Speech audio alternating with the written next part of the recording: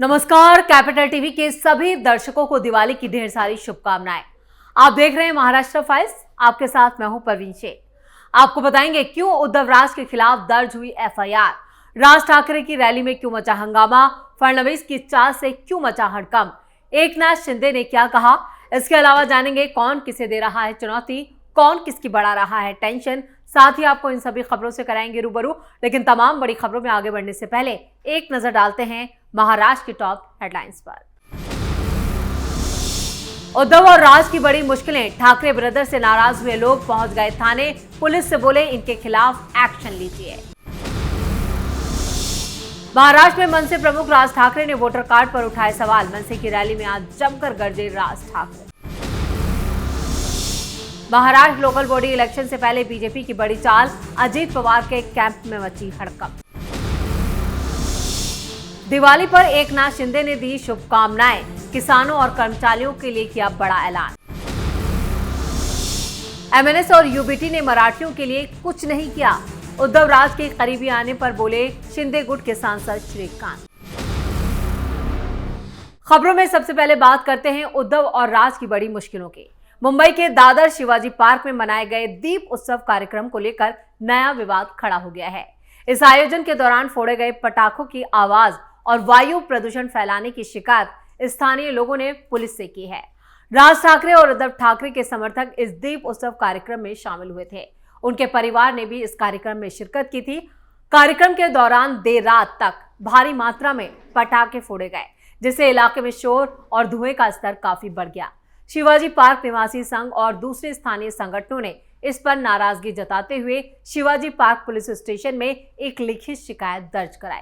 शिकायत में कहा गया है कि बॉम्बे हाईकोर्ट के आदेशों का उल्लंघन करते हुए रात 10 बजे के बाद भी पटाखे फोड़े गए, जो पूरी तरह से गैर कानूनी है। इस शिकायत में इसका भी जिक्र किया गया है कि बॉम्बे हाईकोर्ट के निर्देशों के अनुसार मुंबई में पटाखे फोड़ने का वक्त रात 8 बजे से 10 बजे तक निर्धारित है। इसके बावजूद पटाखों का इस्तेमाल किया गया, जिस पर बैन है।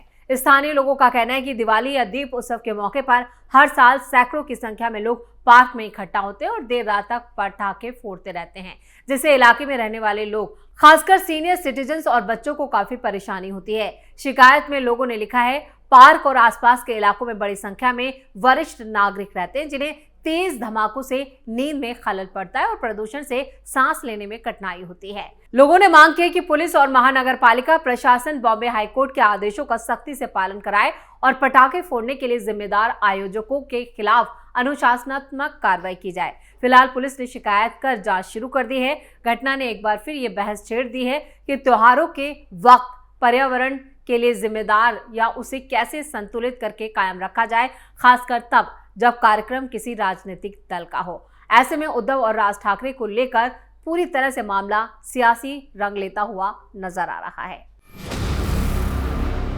खबरों में आगे बढ़ते हैं। महाराष्ट्र में लंबे वक्त से जिस गठबंधन का इंतजार लोग कर रहे थे, वो अब नहीं होगा। राज ठाकरे ने आज गोरेगांव नेस्को में एक बड़ी रैली की, जिसमें राज ठाकरे ने वोटर लिस्ट में गड़बड़ी का जिक्र तो किया, लेकिन गठबंधन का ऐलान नहीं किया। मनसे अध्यक्ष ने अपनी पार्टी के पदाधिकारियों को संबोधित करते हुए वोटर लिस्ट में गड़बड़ी, दोहरे मतदान और चुनाव तंत्र को लेकर सतर्क रहने के लिए उन्होंने बात कही। हाल ही में राज ठाकरे ने विपक्षी दलों के साथ चुनाव अधिकारियों से मुलाकात की थी और इन सभी मुद्दों पर अपनी आपत्तियां दर्ज कराई थी। आपको बता दें, शिवसेना के समर्थक रहे नेता और कार्यकर्ता लंबे वक्त से उम्मीद कर रहे थे कि बाल ठाकरे के विरासत संभालने वाले उद्धव और राज ठाकरे एक साथ आएं और पार्टी कुछ हद तक एक स्ट्रॉन्ग हो सके।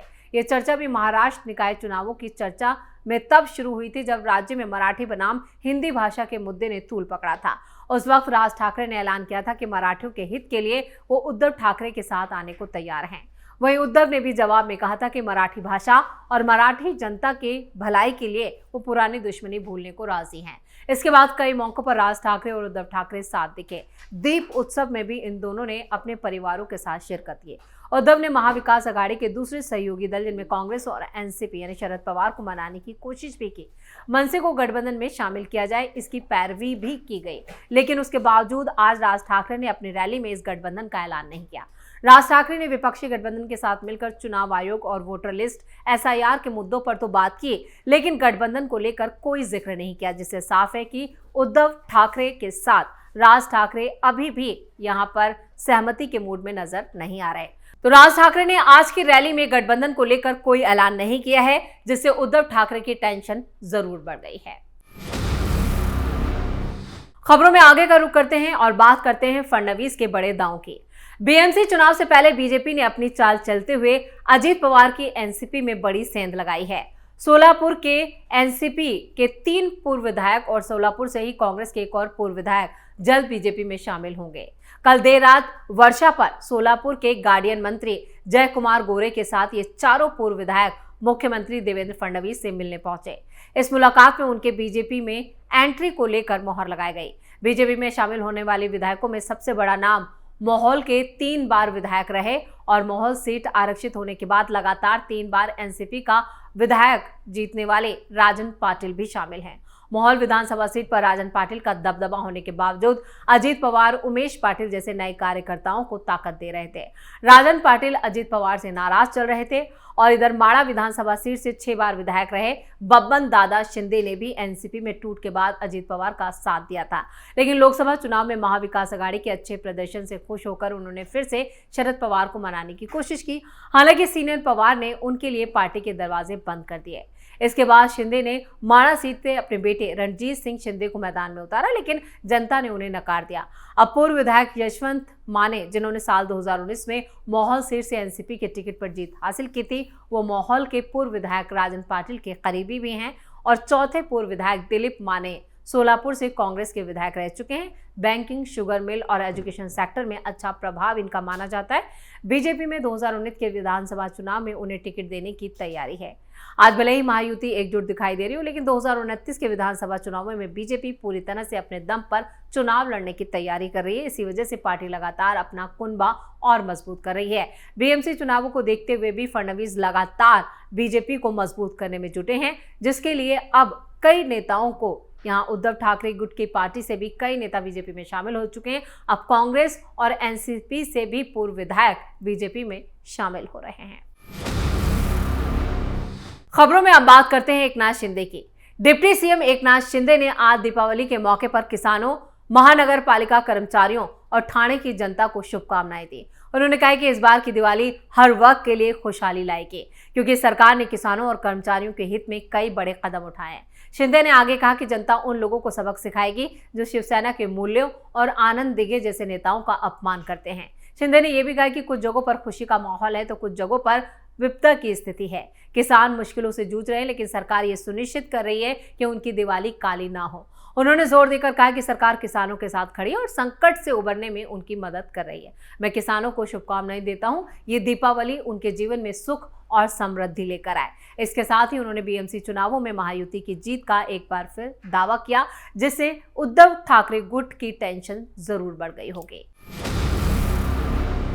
और खबरों के आखिर में बात करते हैं शिवसेना की तैयारी की। महाराष्ट्र में आगामी स्थानीय निकाय चुनावों को लेकर राजनीतिक सरगर्मियां तेज हैं। इस बीच चुनाव से ठीक पहले शिवसेना पदाधिकारियों की एक बड़ी बैठक हुई। डिप्टी सीएम एकनाथ शिंदे और सभी सीनियर शिवसेना नेता इस बैठक में शामिल हुए।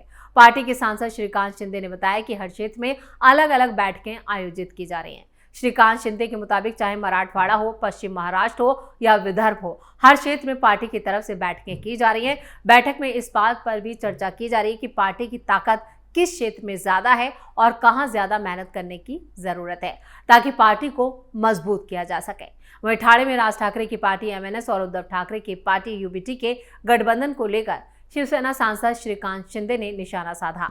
उन्होंने कहा कि जनता बहुत समझदार है, इन लोगों ने मराठी लोगों के लिए कभी कुछ नहीं किया। उन्होंने कहा कि जब ये मुंबई में ताकतवर थे तब मराठी लोग मुंबई से पलायन कर रहे थे। मराठी लोग मुंबई से कर्जत, कसारा, कल्याण और डोंबिवली चले गए और आज मराठी लोगों के नाम पर दोनों भाई साथ आ रहे हैं। उन्होंने कहा कि जिस तरह से हमें विधानसभा चुनाव में जनता का समर्थन मिला था, उसी तरह हमें बीएमसी और दूसरे नगर निकाय चुनावों में भी समर्थन मिलेगा। इधर आरएसएस के कार्यक्रम में भी शामिल होने पर अधिकारी के निलंबन पर श्रीकांत शिंदे ने कहा कि कांग्रेस ने हमेशा वोट बैंक की राजनीति करके देश पर राज किया है, लेकिन आज देश में बदलाव आ रहा है, इसलिए कांग्रेस, आरएसएस और हम पर निशाना साध रही है। वहीं इसलिए कांग्रेस, आरएसएस और हम पर निशाना साधे हुए प्रधानमंत्री नरेंद्र मोदी के नक्सलवाद पर दिए बयान पर प्रतिक्रिया देते हुए शिवसेना सांसद ने कहा कि यह हमारी सरकार की एक महत्वपूर्ण उपलब्धि है। आज भारत दुनिया की सबसे बड़ी अर्थव्यवस्था है। पीएम मोदी नेतृत्व में केंद्रीय गृह मंत्री अमित शाह नक्सलवाद को खत्म करने के लिए लगातार काम करें, जिसका नतीजा यह है कि यह संख्या सिर्फ 11 जिलों तक सीमित हो गई है। उन्होंने कहा कि महाराष्ट्र में भी हमने गढ़चिरौली जिले को कभी नक्सलवाद से ग्रस्त नहीं माना। सीएम देवेंद्र फडणवीस के नेतृत्व में यह जिला अब स्टील हब के रूप में विकसित हो चुका है। शिवसेना सांसद ने कहा कि गढ़चिरौली में लोगों को रोजगार मिल रहा है और जो ये दर्शाता है कि हमारी सरकार नक्सलवाद को खत्म करने के लिए कितनी प्रतिबद्ध है। तो बीएमसी चुनावों को लेकर शिवसेना ने अपनी तैयारी पूरी कर ली है। एक एक कदम वो आगे बढ़ रहे हैं। जहां एक तरफ एकनाथ शिंदे ने किसानों और कर्मचारियों से जुड़े कई ऐलान किए, तो उधर श्रीकांत शिंदे ने भी अपनी तैयारियां तेज कर दी हैं। इसी के साथ महाराष्ट्र फाइल्स में खबरों का सिलसिला यहीं खत्म करते हैं। बाकी खबरों के लिए आप जुड़े रहिए कैपिटल टीवी के साथ। वीडियो को लाइक करें, शेयर करें और कैपिटल टीवी को सब्सक्राइब जरूर करें। धन्यवाद।